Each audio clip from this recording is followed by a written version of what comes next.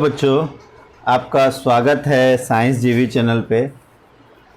आज हम करने वाले हैं बच्चों क्लास 10th चैप्टर 2 अम्ल, क्षारक और लवण के जितने भी पाठ के प्रश्न हैं, मतलब इन टेक्स्ट क्वेश्चन है, उसको अच्छे से इस वीडियो में हम सॉल्व करेंगे। इससे पहले ये 2 पार्ट आ चुका है जिसमें पूरा थ्योरी कवर किया जा चुका है। अगर आपने वो नहीं दिखा है तो उसको आप अभी देख लो और चैनल को सब्सक्राइब कर लो, क्योंकि इस पे पूरा 10th का सारे वीडियोस हम डालेंगे और आपकी तैयारी अच्छे से हो जाएगी। तो चलो स्टार्ट करते हैं। तो पहला जो इंटेक्स्ट क्वेश्चन है, अगर आप देखो इंटेक्स्ट क्वेश्चन, तो सबसे पहला क्वेश्चन इसमें आता है कि पीतल एवं तांबे के बर्तन में दही एवं खट्टे पदार्थ क्यों नहीं रखने चाहिए। तो ये जैसे हमने पढ़ा था, दही और खट्टे पदार्थों में खासकर क्या होता है, अम्ल होता है। और जब वो मेटल के साथ रिएक्ट करता है, कोई भी अम्ल जब धातु के साथ रिएक्ट करता है तो क्या करेगा, हाइड्रोजन गैस रिलीज करेगा। ये किसी तरह से उसके साथ रिएक्ट करता है और वो ख़राब कर देता है उसको। तो इसीलिए हमको धातु या दही या खट्टे पदार्थों को पीतल या तांबे के बर्तन में नहीं रखना चाहिए, क्योंकि पीतल के बर्तन में क्या है, आपका जिंक होता है, जिंक इसके साथ रिएक्ट कर जाएगा। उसके बाद धातु के साथ अम्ल की अभिक्रिया होने पर कौन सी गैस निकलती है, आपको पता है, धातु के साथ अम्ल की अभिक्रिया होने पे हाइड्रोजन गैस निकलती है। ठीक है, और एक उदाहरण द्वारा आपको समझाना है, और इसकी जांच करने के लिए हम कैसे करते हैं, पॉप साउंड एक्सपेरिमेंट करते हैं ना, तो पॉप साउंड टेस्ट करते हैं।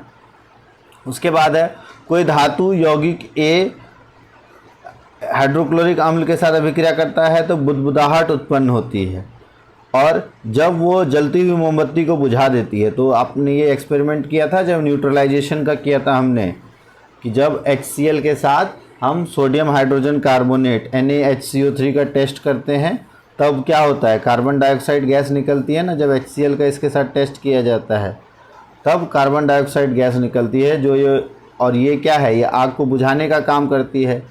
तो अब आइए इसको एक्सप्लेन करते हुए देखते हैं इसमें।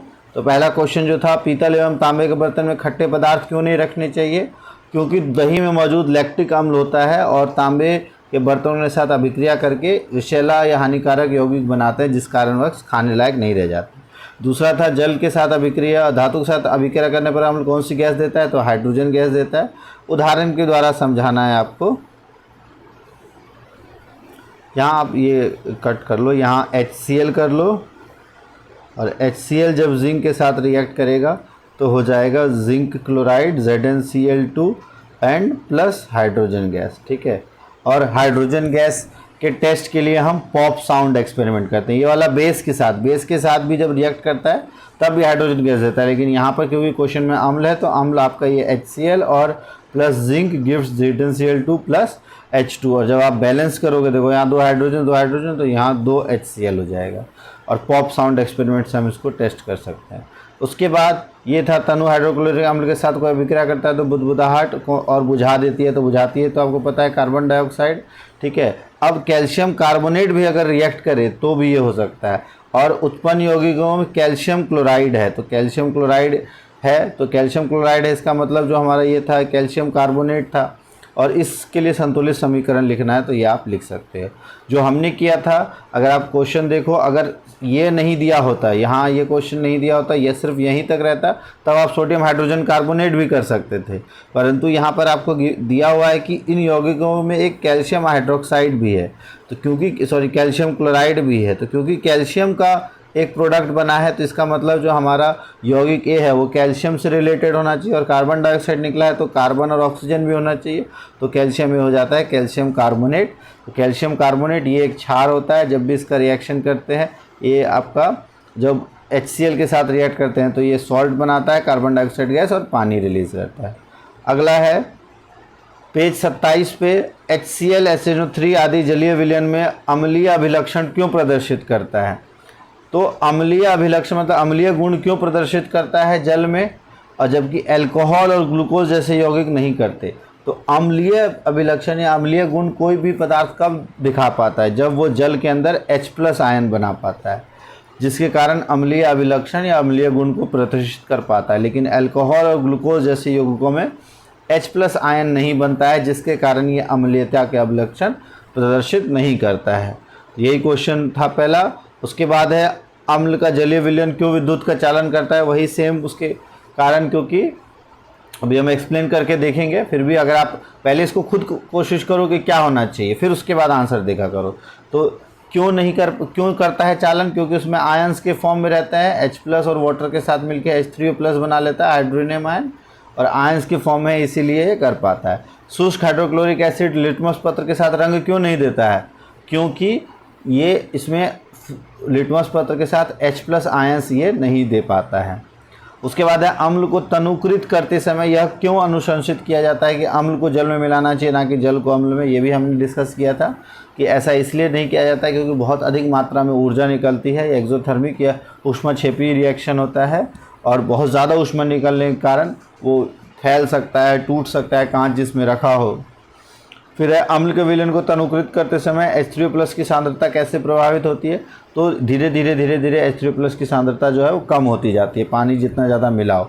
सोडियम हाइड्रोक्साइड विलयन जो है अधिक क्षारक मिलाते हैं तो हाइड्रोक्साइड आयन की सांद्रता क्या होगी, बढ़ेगी।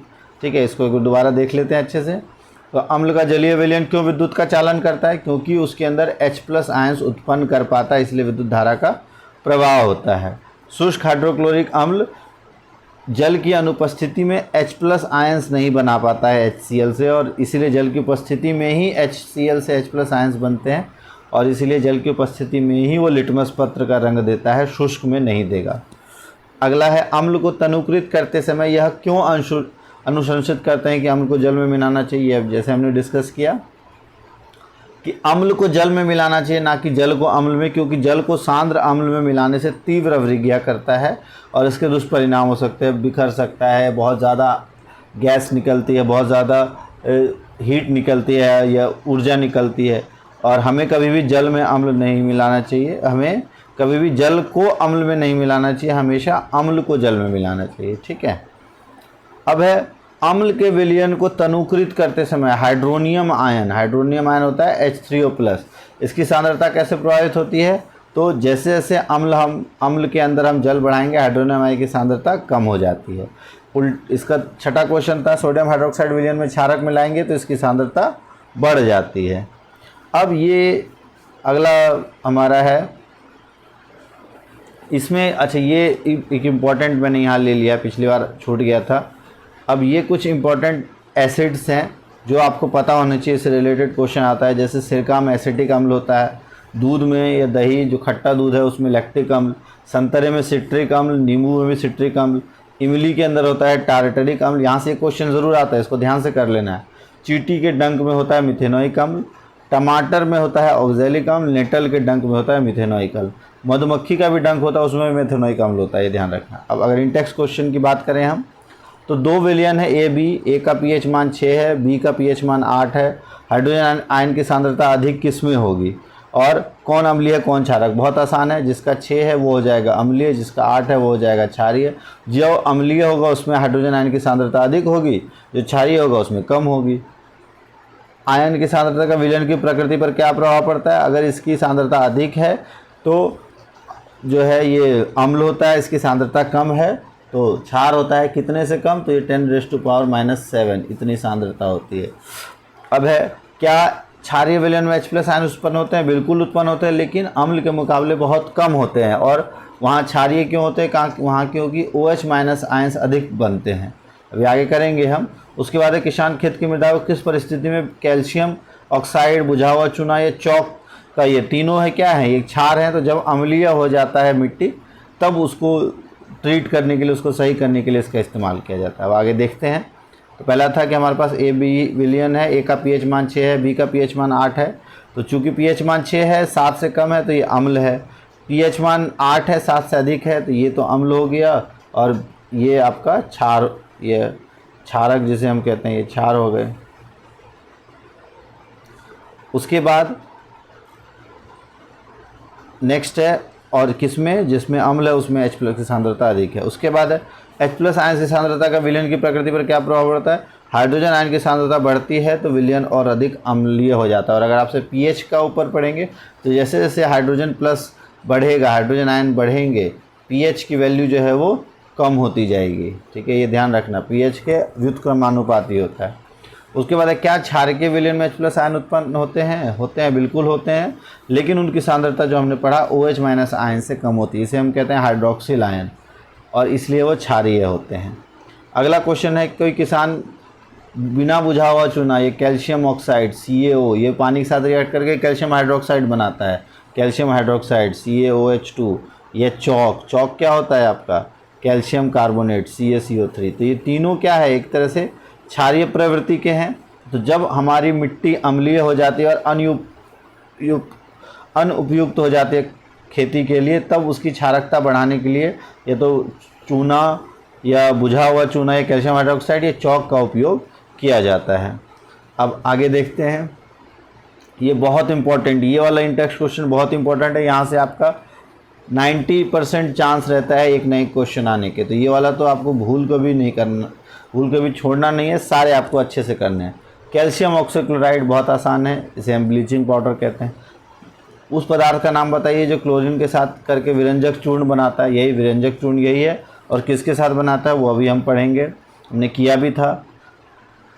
क्लोरीन और क्या है, यहाँ क्लोरीन है, कैल्शियम ऑक्साइड चाहिए, तो कौन सा पदार्थ अभी हमने पढ़ा है, कैल्शियम कार्बोनेट से रिलेटेड है ना पदार्थ, कैल्शियम हाइड्रोक्साइड है, कैल्शियम ऑक्साइड है, क्या होगा आगे देखते हैं। कठोर जल को मृदु करने के लिए किस सोडियम यौगिक का इस्तेमाल होता है, ये हमारा वॉशिंग सोडा का। सोडियम हाइड्रोजन कार्बोनेट के विलयन को गर्म करने पे क्या होता है, ये भी हमने पढ़ा कि कार्बन डाइऑक्साइड निकलता है और Na2 सोडियम कार्बोनेट बनता है और कार्बन डाइऑक्साइड गैस निकलती है। प्लास्टर ऑफ पेरिस का जल के साथ अभिक्रिया, ये बहुत इंपॉर्टेंट, ये क्वेश्चन बहुत इंपॉर्टेंट है, ये भी बहुत इंपॉर्टेंट क्वेश्चन है, और ये भी, ये तीन बहुत बार आ जाते हैं एग्जाम में। अब आगे देखते हैं इसके आंसर। तो पहला था CaOCl2 का प्रचलित नाम है विरंजक चूर्ण, साफ़ करने के लिए इसका इस्तेमाल किया जाता है पेपर इंडस्ट्री में, टेक्सटाइल इंडस्ट्री में, ठीक है। उस पदार्थ का नाम बताना है जो क्लोरीन के साथ अभिक्रिया करके विरंजक चूर्ण बनाता है। तो क्लोरीन के साथ अभिक्रिया करके कैल्शियम हाइड्रोक्साइड CaOH2 जब क्लोरीन के साथ रिएक्ट करता है तब बनाता है विरंजक चूर्ण CaOCl2। और ये जो है आपका, इसको हम कहते हैं शुष्क बुझा हुआ चूना, ठीक है, कैल्शियम हाइड्रोक्साइड। बिना बुझा चूना होता है कैल्शियम ऑक्साइड और बुझा हुआ चूना होता है कैल्शियम हाइड्रोक्साइड। तो कैल्शियम हाइड्रोक्साइड पाउडर का इस्तेमाल किया जाता है। उसके बाद है कठोर जल को मृदु करने के लिए किस सोडियम, तो सोडियम कार्बोनेट, जिसे धोने का सोडा भी कहते हैं, और इसके साथ जो फॉर्मूला होता है वो Na2CO3.10H2O। ये भी ध्यान रखना है आपको, 10H2O साथ में रहता है, तो इसका फार्मूला होता है Na2CO3.10H2O। अगला क्वेश्चन है, सोडियम हाइड्रोजन कार्बोनेट के विलयन को गर्म करने पर क्या होगा, और इस अभिक्रिया के लिए समीकरण लिखना है। तो सोडियम हाइड्रोजन कार्बोनेट को जब हम गर्म करते हैं तो सोडियम कार्बोनेट पानी और कार्बन डाइऑक्साइड बनता है, और इसी वजह से फूल जाता है।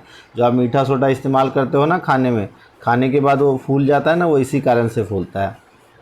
तो अगला क्वेश्चन है, प्लास्टर ऑफ पेरिस जल के साथ अभिक्रिया कर जो करता है उसका समीकरण लिखना है। तो प्लास्टर ऑफ पेरिस होता है CaSO4.12H2O, और जब उसको पानी के साथ रिएक्ट करता है तो क्या बना लेता है, ये जिप्सम। तो ये ध्यान रखना है आपको, प्लास्टर ऑफ पेरिस में कम पानी होता है, जिप्सम में अधिक पानी होता है, और ये एक सफ़ेद कलर का पाउडर होता है। तो इस तरह से आपका ये इंटेक्स के सारे क्वेश्चंस हो गए हैं जितने भी थे। अगर आप इसको कर लो और कोई डाउट हो तो फिर आप कमेंट बॉक्स में लिख सकते हो, और अगर आपने चैनल को लाइक नहीं किया है, इस वीडियो को अच्छी लगी हो तो लाइक करो, शेयर करो दोस्तों तक, चैनल को सब्सक्राइब कर लो, ठीक है। साइंस जीवी is always with you. Thanks for watching.